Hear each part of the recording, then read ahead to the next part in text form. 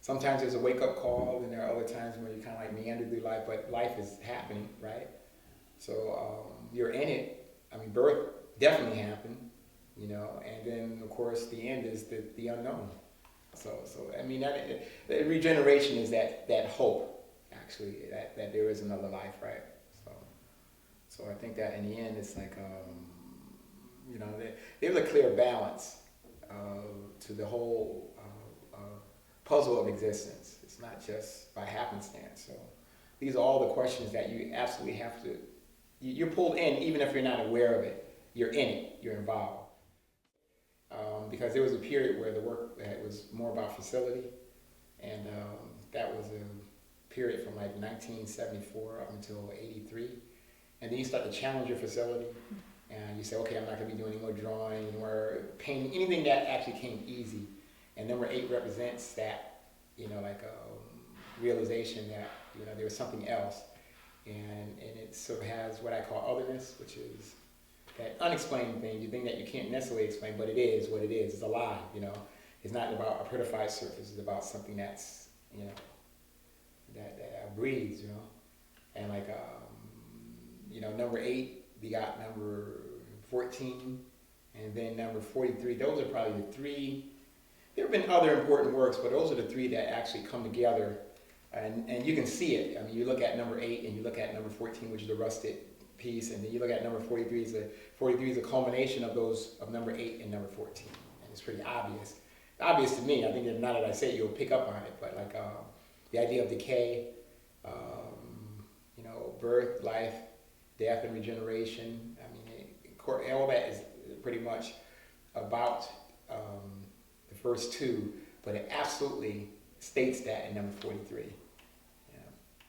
You make these works that you can't get out of your house, and it's like, you have to puzzle fit them together. So it's like, okay, you know, you only make that mistake once. You make something too big to get out the door, and then you say like, okay, I'm going to get smart. So I just break them up in compartments, you know, and they puzzle fit together, and it's perfect, you know.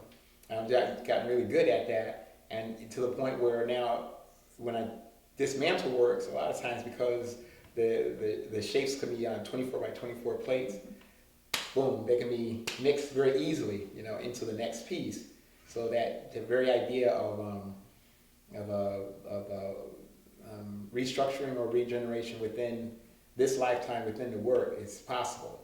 You know, I mean, you know, it's almost like you know, like you put certain things to the test, and it's almost like, oh yeah, the work can be dismantled, put back together. You know, it's not like just about this philosophical read of the work, but it's actually happening physically in the work. I realized that there was a certain weight in my work, emotional weight. And what I attempted to do with the paperworks was to address, by just using white paper, what would happen, what actually would occur, you know, with this supposed, is this emotional stuff, is it that darkness, is it something that's embedded in the objects that I'm working on, or the things that I'm creating, or the coloration? Why don't you just work with this white paper and let's see what actually happens? Did that, and the end result was exactly the same. You know, the same emotional weight. Even though I was trying for lightness being of that material of paper, it was, in the end, you realize that you are what you are, you know. So that's what I am. So it's like, you know, it doesn't matter what material I decide to touch. It's always going to be that. It's going to be it. Some people describe it as a dark, you know, or, you know, it's pretty obvious. You look at it, and it's like a lot of times people meet me, they're always surprised because they say like, wow, you're just like effervescent person laughing all the time, and you just dark work, you know. It's like, how is this possible? And then you can see the computer burn out, they're trying to figure it out, you know. It's like, don't try to figure it out, you know. I mean, we all have to have our outlets, you know, and I think that the work is obviously that.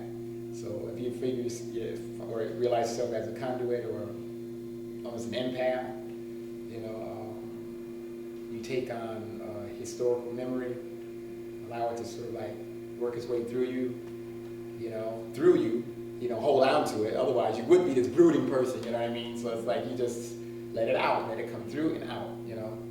So I think that in the end, it's realized and it works. But in the end, though, as it filters through me, it does become a part of something